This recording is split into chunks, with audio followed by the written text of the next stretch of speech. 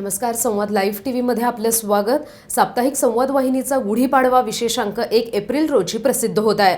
जाहिरात स्वीकारण्याची शेवटची तारीख आहे 27 मार्च. 5 लाख वाचकांपर्यंत पोहोचण्यासाठी संवाद वाहिनी आहे सर्वोत्तम पर्याय. जाहिरातीसाठी आजच 9665 992 992 या क्रमांकावर संपर्क साधा. आता घेऊयात राज्यातील महत्त्वाच्या बातम्यांचा जलद आढावा. संवाद सुपरफास्ट.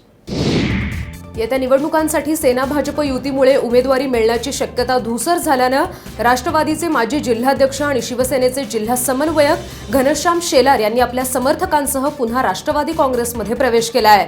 यावेळी शरद पवारांनी घनश्याम शेलार यांना विधान परिषदेचा शब्द दिला असल्याची माहिती मिळतेय. शेलार समर्थक आणि शिवसेनेचे माजी तालुका प्रमुख संजय आनंदकर यांनी ही माहिती दिली आहे. घनश्याम शेलार यांच्याबरोबर राजाराम जठार, सुनीता आनंदकर यांच्यासह शेकडो कार्यकर्त्यांनी राष्ट्रवादीत प्रवेश केला आहे.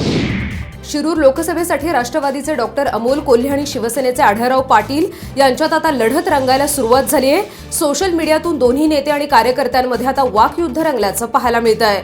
फेसबुक पेजवरून आढळराव पाटलांनी मी अनेकांना लोळवलंय अशी तिखट टीका कोल्हेंवर केली. याला कोल्हेंनीही प्रत्युत्तर देत फेसबुक पेजवरून पोस्ट लिहून वा आढळराव यामधून चालू खासदार नकोय आम्हाला, खासदाराला आता घरी बसवा अशी टोलेबाजी केली आहे. त्यामुळे आता वातावरण तापल्याचं पाहायला मिळत आहे. गेल्या अनेक वर्षांपासून लोकपालची नियुक्ती करावी या मागणीसाठी समाजसेवक अण्णा हजारे यांनी देशात मोठा लढा उभा केला होता. त्याला अखेर यश आलंय. सुप्रीम कोर्टाचे माजी न्यायाधीश पिनाकी चंद्र घोष यांची देशाचे पहिले लोकपाल म्हणून निवड करण्यात आली आहे. सरकारच्या या निवडीनंतर ज्येष्ठ समाजसेवक अण्णा हजारे यांनी समाधान व्यक्त केलंय. 48 वर्षांनंतर जनआंदोलनाला ऐतिहासिक विजय मिळालाय. यामुळे आता भ्रष्टाचाराला आळा बसेल असा विश्वास अण्णांनी व्यक्त केला आहे. नाशिक जिल्ह्यातील बागलाण तालुक्याजवळच्या महाराष्ट्र-गुजरात सरहद्दीवर सुरू असलेल्या नाकेबंदी दरम्यान जिलेटिन आणि डिटोनेटरचा मोठा साठा जायखेडा पोलिसांनी जप्त केलाय. पोलिसांनी पिकअप गाडी आणि 3,35,000 रुपये किमतीच्या स्फोटकांसह पिकअप चालक भवरलाल शंभूलाल गुर्ज या आरोपीला ताब्यात घेतलं असून एक आरोपी फरार झालाय. एवढ्या मोठ्या प्रमाणात महाराष्ट्रातून गुजरातकडे स्फोटकं घेऊन जाण्याचा आरोपींचा काय उद्देश होता याचा आता जायखेडा पोलीस कसून शोध घेत आहेत. शिरूर तालुक्यातील डिंगरजवाडी येथील ट्रॅन्टर इंडियाच्या कामगारांना आता संप मागे घेण्याचं आवाहन कंपनीच्या व्यवस्थापनानं केलंय. कामगारांना आम्ही कायद्यातील तरतुदींपेक्षा अधिक नाविन्यपूर्ण आणि आकर्षक भरपाई देऊ असं म्हणत आंदोलन त्वरित मागे घ्या असं कंपनीनं प्रसिद्ध केलेल्या पत्रकात म्हटलंय. दरम्यान ट्रॅन्टर इंडियाच्या कामगारांचं प्रकरण सध्या पुण्याच्या कामगार आयुक्तांपुढे विचाराधीन असून येत्या आठवड्यात यावर निर्णय होण्याची शक्यता आहे. पूर्वसूचना न देता 17 कामगारांना कमी केल्यानं गेल्या महिन्याभरापासून कामगारांचं आंदोलन सुरू आहे. गेल्या अनेक दिवसांपासून पाणी टंचाईचा सामना करणाऱ्या शिरूरकरांना आता दिलासा मिळालाय. हुतात्मा बाबू गेनू जलाशयातून गेल्या आठवड्यात सोडलेलं पाणी आता घोड नदीत आल्यानं बंधारा तुडुंब भरलाय. यामुळे आता शेती, पिण्याचं पाणी याचा प्रश्न मिटल्याचं पाहायला मिळतंय.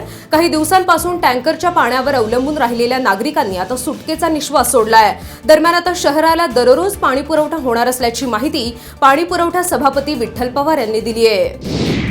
पत्नी सासरी येत नसल्यानं आताच नांदायला चल असं म्हणत नवऱ्याने लोखंडी सत्तूरनं पत्नीच्या खुनाचा प्रयत्न केलाय. तसेच एअर पिस्टलने हवेत फायरिंग करून दहशत निर्माण केल्याचा प्रकार पारनेर तालुक्यातील खडकवाडी इथं घडलाय. या प्रकरणी पती संतोष मारुती बाबळे याच्यासह त्याच्या साथीदारांविरुद्ध पारनेर पोलीस ठाण्यात खुनाच्या प्रयत्नाचा गुन्हा नोंदवण्यात आलाय.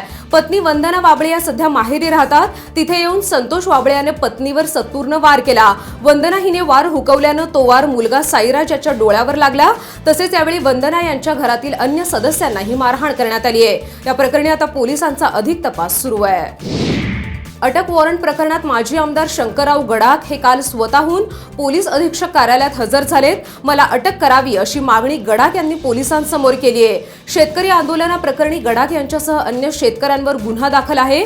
न्यायालयात असलेल्या या प्रकरणाच्या सुनावणीला गडाख हे हजर राहत नसल्यानं न्यायालयानं गडाख यांचं अटक वॉरंट काढलं होतं. याबाबत शनिवारी पोलिसांनी गडाख यांच्या अहमदनगर येथील घरी झाडाझडती घेतली होती. त्यामुळे काल गडाख स्वतः पोलीस अधीक्षक कार्यालयात हजर झाले आणि अटक करा अशी मागणीही केली आहे. नवीन घडामोडी जाणून घेण्यासाठी पाहत रहा संवाद लाईव्ह टीव्ही. धन्यवाद.